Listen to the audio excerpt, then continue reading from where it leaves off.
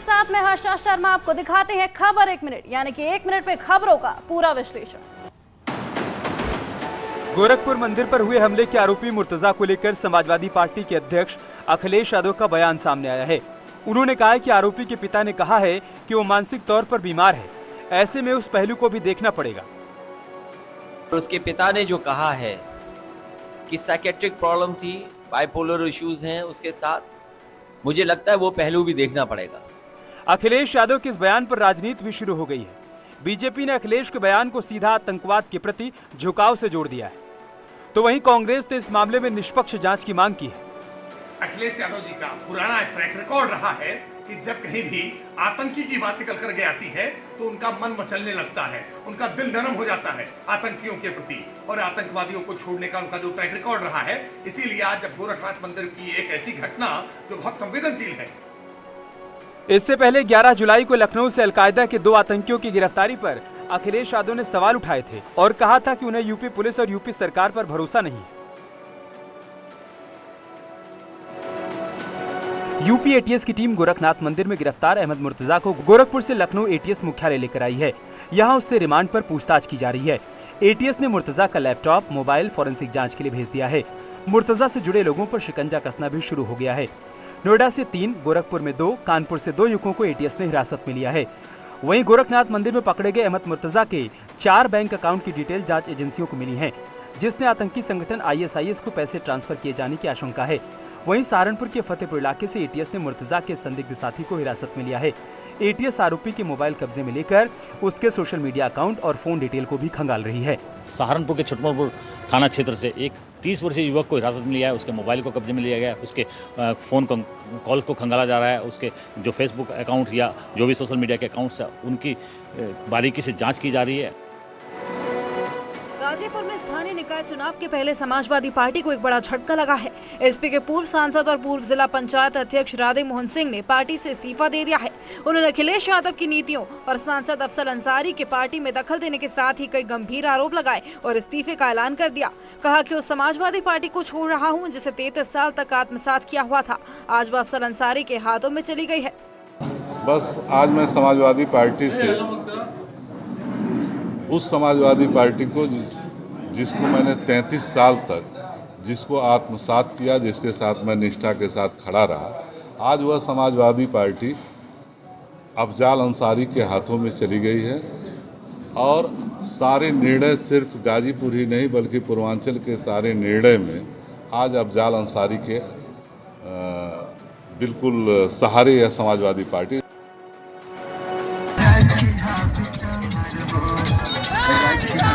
Cabinet मंत्री और Nishad party के अध्यक्ष डॉक्टर संजय निषाद ने आज संगम नगरी प्रयागराज में जमकर ठुमके लगाए। मौका था भगवान राम के बाल सखा कहे जाने वाले निषाद राज की जयंती का। इस मौके पर संजय निषाद की पार्टी ने प्रयागराज के श्रृंगवेरपुर में गंगा के तट पर एक कार्यक्रम का आयोजन किया। इस कार्यक्रम में हजारों की संख्या में निषाद समुदाय के लोग मौजूद थे।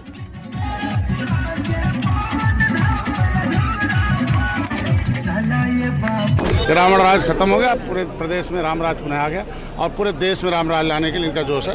कभी त्रेता में कभी भगवान राम ने निषाद राज को गले लगाया था और अपनी सेना देकर निषाद राज ने श्रीलंका पर विजय प्राप्त कराया था, रावण का अंत करके।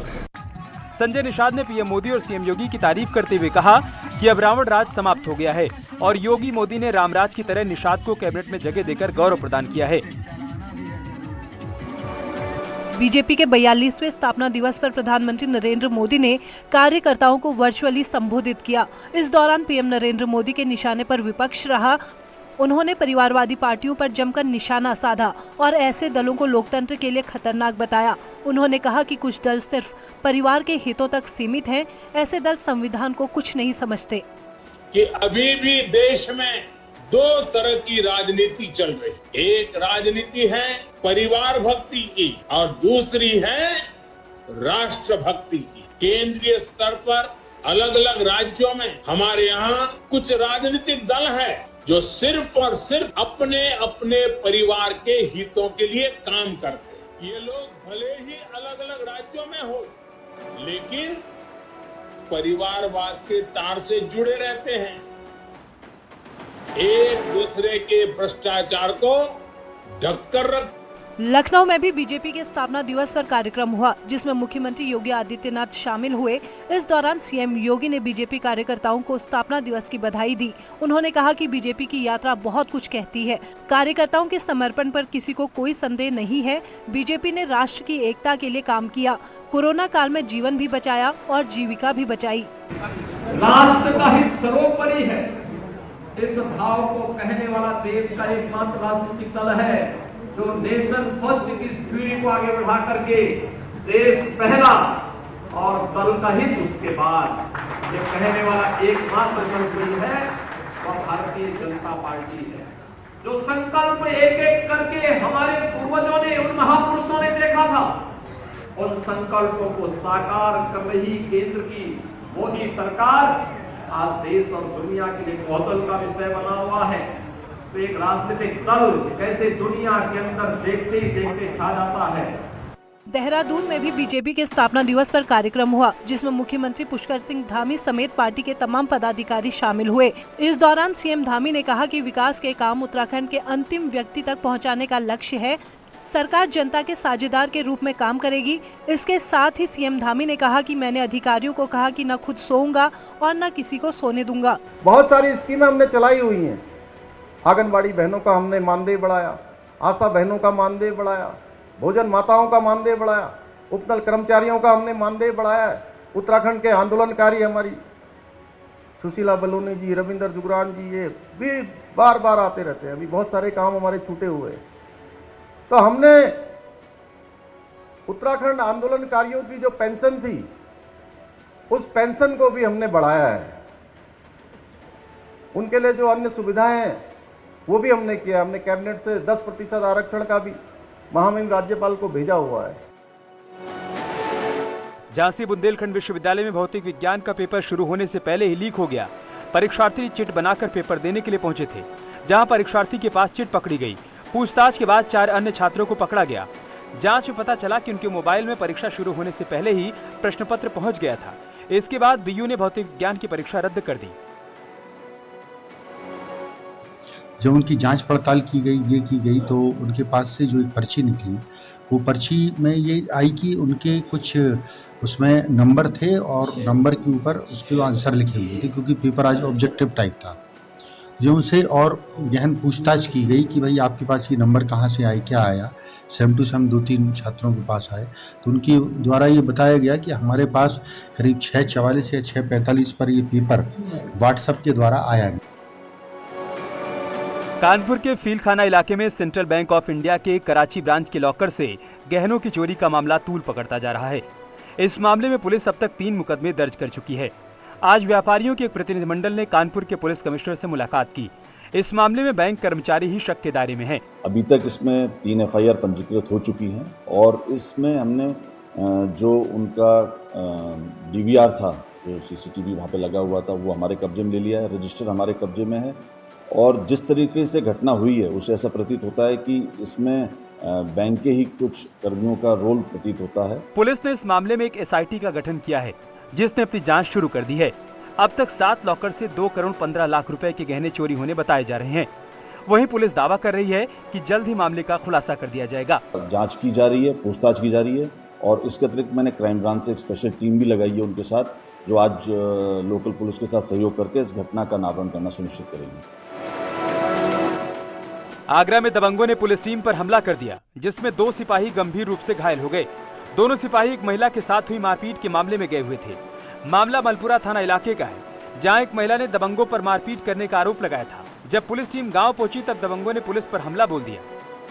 जो शिकायत करती है कि उसके साथ कुछ लोग मारपीट कर रहे हैं, इस सूचना पर थाने की कस्बा चेता मोबाइल मौका पर जाती है और वहां जाते ही जैसे वो उन लोगों को बुलाती है, इस पर ही 5 लोग जो उस पर पुलिस पर हमलावर हो जाते हैं, जिस पर दोनों हमारे जवानों कांस्टेबल की चोटें आ जाती हैं। सूचना पर तत्काल हमारे थाना प्रभारी मौके पर पहुंचते हैं और वहां पर 2 लोगों की अरेस्टिंग करते हैं, 3 लोग वहां से भाग जाते हैं। घटना के बाद मौके पर पहुंची पुलिस फोर्स ने 2 आरोपियों को गिरफ्तार कर लिया, जबकि 3 आरोपी मौके से फरार हो गए, जिनकी तलाश की जा रही है। दोनों घायल पुलिसकर्मियों को हॉस्पिटल में भर्ती करवाया गया है।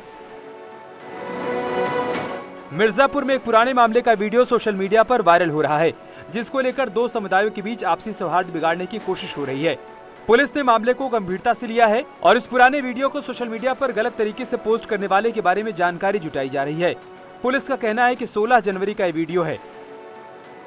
ये घटना जो है 16 जनवरी की है, बहुत पुरानी है, लगभग 2 से ढाई महीने या 3 महीने के आसपास हो रहा है। इस ट्वीट के बारे में मुझे इतना कहना है कि उस ट्वीट करने वाले आदमी को, जिसने गलत अफवाह या र्यूमर मंगरिंग का प्रयास किया है या माहौल ख़राब करने का प्रयास किया है, उसके कार्य में विधिसम्मत कार्रवाई की जाएगी।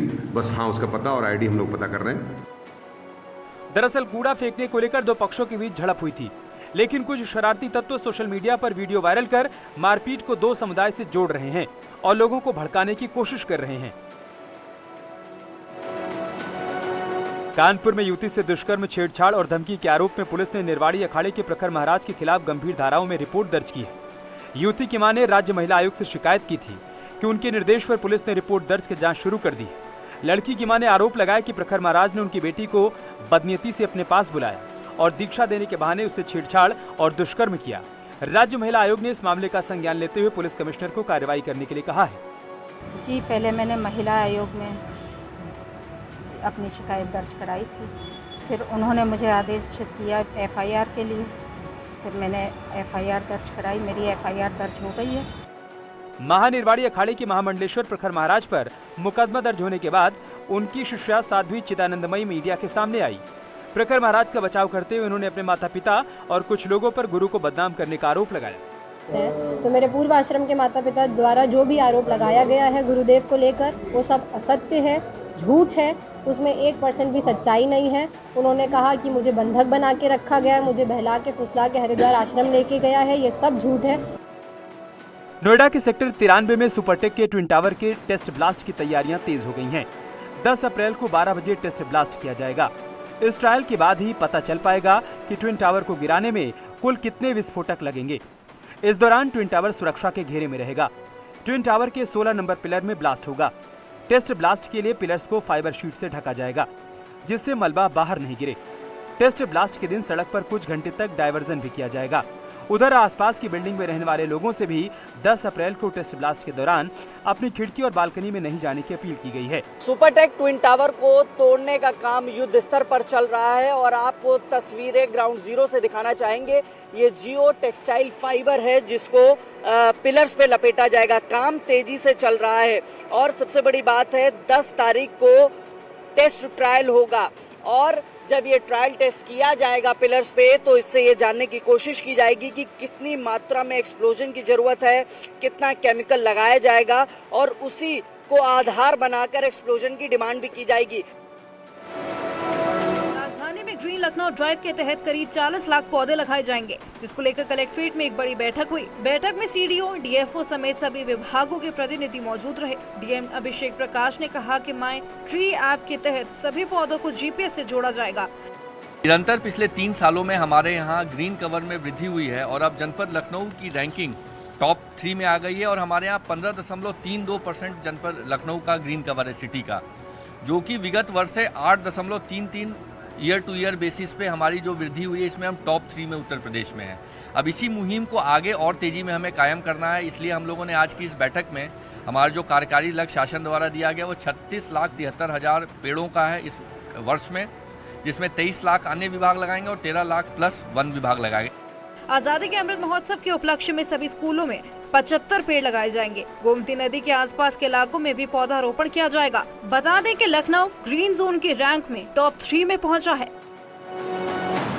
गोरखपुर शहर को जाम से मुक्त करने के लिए शहर में इन दिनों अतिक्रमण विरोधी अभियान चलाया जा रहा है। इसी कड़ी में आज गोरखपुर विश्वविद्यालय चौराहे से रेलवे स्टेशन तक अभियान चलाया गया।